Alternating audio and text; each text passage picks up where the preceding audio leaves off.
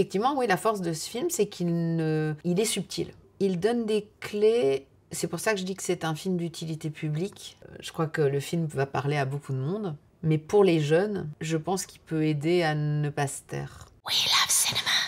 Alors, T'inquiète en quelques mots. C'est l'histoire d'Emma. Elle vit sa vie de lycéenne normale, a priori.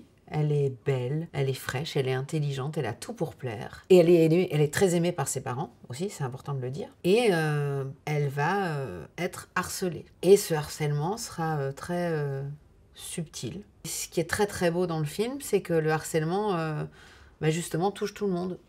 Parce que la belle Emma, elle aussi, subit un harcèlement qui va s'avérer absolument tragique. Moi, je joue le rôle de sa maman. Et il faut savoir que pour l'avoir vécu personnellement, pour moi aussi, c'était tragique, hein, c'était vraiment très dur. Ma mère me disait à la sortie de la projection, parce qu'elle a vu le film, elle était les yeux remplis de larmes, elle me disait mais c'est fou parce qu'on a beau être très proche de son enfant, on ne s'en rend pas compte. Parce que oui, on a tendance à dire oui, ça va, t'inquiète.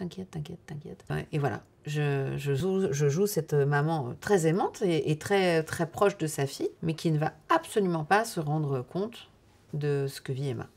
C'est donc un film qui montre cet engrenage du harcèlement, mais sans juger ni accuser, et en prenant le temps de le comprendre, en fait. Oui, en le décortiquant.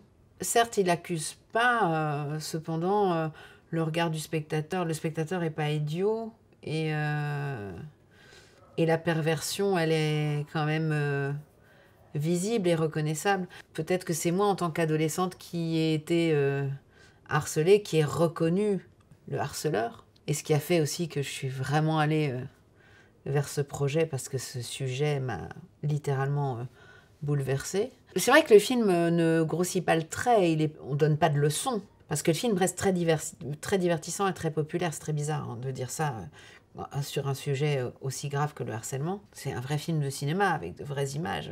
Même dans un teen movie, parfois, on a l'impression d'être dans un lycée américain. Il y a de la magie dans le film, et heureusement. Mais c'est un film d'utilité publique. Je pense que le film, il a son importance dans le fait de libérer la parole. Il y a ce truc qui est vraiment très très important auprès des jeunes, qui est de faire entendre que il faut parler, ne rien garder, parce que garder, c'est un poison.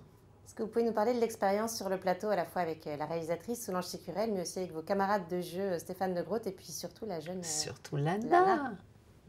Bon, je vais parler tout de suite de Stéphane, parce que Stéphane, on s'était croisés 1 an plus tôt au Festival du film de Cabourg. Et on a fait une interview ensemble pour Canal+, et on s'est dit, oh là là, on n'a jamais tourné ensemble, ce serait trop bien. Et Solange Sicurel arrive avec T'inquiète et nous propose de tourner ensemble et d'être ce couple de parents. Donc c'était assez magique. Solange... Putain, je peux pas parler de Solange, elle est là. Hein, elle est pas là. Fais gaffe à ce que tu dis. Bouge-toi les oreilles. Solange, c'est quelqu'un d'extrêmement bienveillant qui regarde vraiment ses acteurs. Elle est très impliquée et très appliquée. Impliquée parce que forcément le sujet le veut. Appliquée parce que réaliser un film aussi rapidement avec les moyens qu'elle avait, chapeau. Quand je pense à Solange, je pense vraiment à sa bienveillance et sa générosité.